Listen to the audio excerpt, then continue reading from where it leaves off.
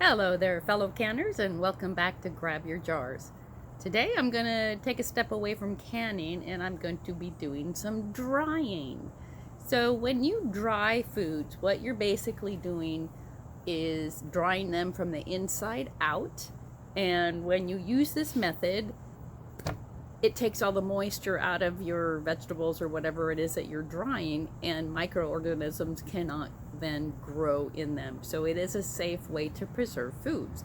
Now, I really like to dry my tomatoes, which is what I'm going to do today. And I actually do have a dehydrator. So I have a Nesco dehydrator, and I've had this for quite some time. I've used this off and on for several years now. It's not the best, it's not the highest quality dehydrator, but it works for me and my husband. When I dry my tomatoes, there's a couple of things I like to do with them. First of all, I will slice them up into pieces and then I'll sprinkle them with a little bit of seasonings on it. And my very favorite seasoning is one called Spike. If you haven't tried Spike, oh, look it up. It's amazing. And then we just actually munch on those. It's like tomato chips and it's delicious. So the other thing I like to do with my tomatoes is dry them, and then when they're completely dry, then I put them through a grinder and I grind it up into a powder.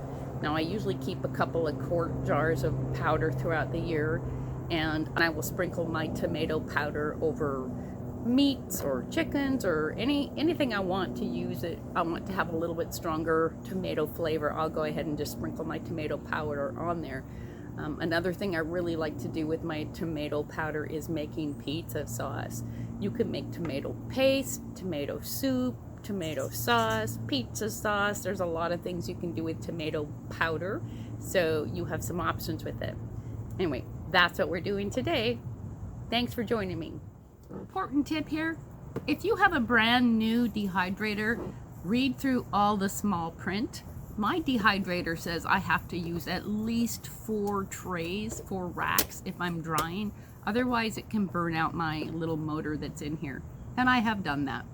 So lesson learned, and I actually have a note on my dehydrator that I have to have at least 4 racks so that when I use it for the first time every year, I'll remember that. Read your small print. What I'm going to do getting ready is to spray just a little bit of cooking oil, and I like using avocado oil on my trays, and that way my tomatoes aren't really going to stick when I'm trying to get them off of here later. Just a quick squirt, and then I'm ready. My how to make salsa video, then a lot of this is similar. So I like using paste tomatoes for drying.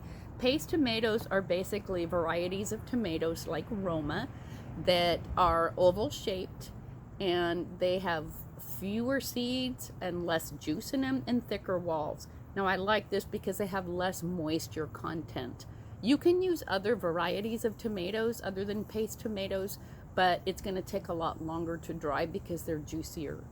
Beef steaks aren't too bad, but any kind of paste tomatoes would be considered your Romas, your Plum tomatoes, Pear tomatoes, sauce tomatoes. They have a lot of different names, but my favorites are Roma tomatoes. When I'm talking about paste tomatoes, I wanted to kind of show you what they look like when they're sliced. So a paste tomato has a thicker wall on the outside.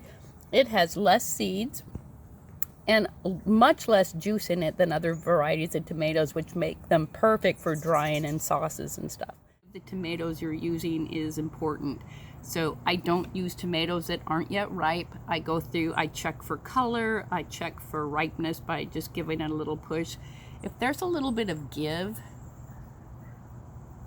when I push my thumb in, I consider these ready. If they're still pretty firm and I can't put my thumb, I can't make it move at all, then I just set it aside for the next day and I check it again. If they're really, really orange and firm, they're not going to work. Absolute favorite knife for cutting tomatoes is a cheese knife. I love this knife because it's serrated. It just cuts so easily through tomatoes that this is what I've determined is my absolute favorite knife for cutting tomatoes. Nice cheese knife. Recipes I've looked at for drying tomatoes say to slice them anywhere from 1/4 inch to a 1/2 inch thick, and I don't like them a 1/2 inch thick, especially when I'm going to just be grinding mine up at a later date. So I try and do mine about a 1/4 inch thick, sometimes even a little thinner. And that's pretty much all you got to do. I'm gonna lay them on my tray. You want to leave airspace. You don't want them touching. You want them to have plenty of air circulating around your tomatoes. That's all there is. If you don't have a dehydrator, you can dry your tomatoes in your oven. You need to set it to the lowest temperature you can get, and hopefully that's about 150 degrees. In some electric ovens, they only go as low as 200 to 225 or so. So go ahead and set them as low as you can. And then you want to put your tomatoes on a wire rack, or you can put them on foil lined cookie sheets. But again, make sure you leave space so that the heat and the air circulates between the pieces. Put the racks in your oven. You're going to rotate your racks occasionally, and the same thing with a dehydrator. I do rotate my racks because I know that the lower racks don't get as cooked as the upper racks, so I do rotate my racks in my dryer as well. You want to leave your door on your oven propped open just a bit to allow moisture to escape. And if you use your oven processing, it's going to take anywhere from 9 to 24 hours to dry your tomatoes, depending on the types of tomatoes you use and what temperature you're able to set your oven at.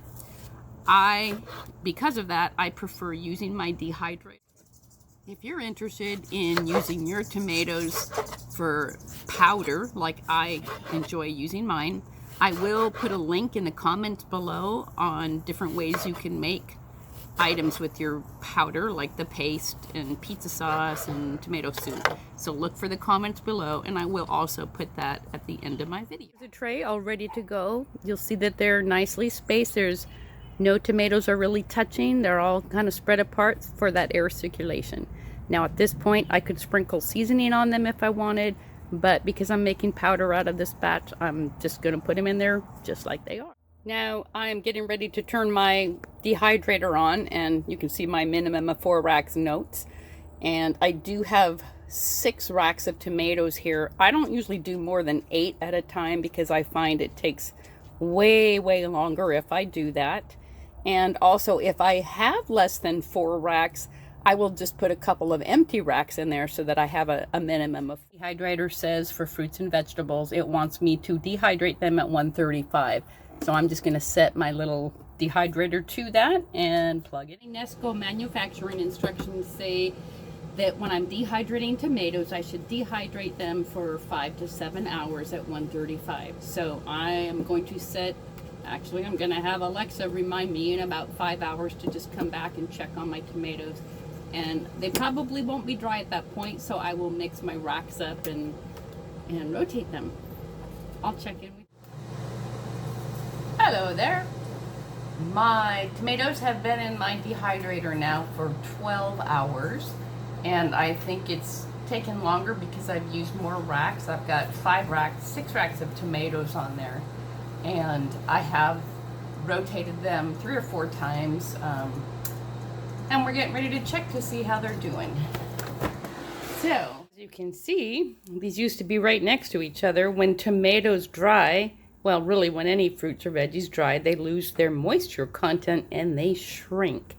So I'm going to go ahead and check these. I want my tomatoes to be crispy, and these are definitely getting there. Let's try another one. Yeah, these are crispy. So I'm going to go through and just kind of check them, because some of them that might be a little bit thicker might not be ready. This one is pretty juicy and squishy still. It was a bit thicker, so that's not ready.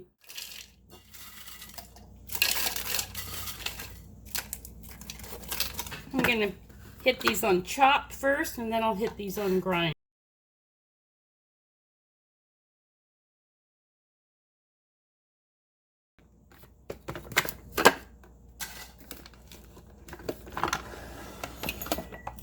This is what it looks like. It's not my grinder anyway doesn't get them extremely fine, but I'm okay with that. Usually keep my powder in a jar, and to try and keep them dry, I usually put like a saltine cracker in the jar with them, and the cracker kind of helps absorb any moisture that might be in there. Finally, I wanted to show you what I yielded with 2 full dehydrators, which would be about 12 trays. I got a pint of tomato powder, which I'm actually pretty happy with.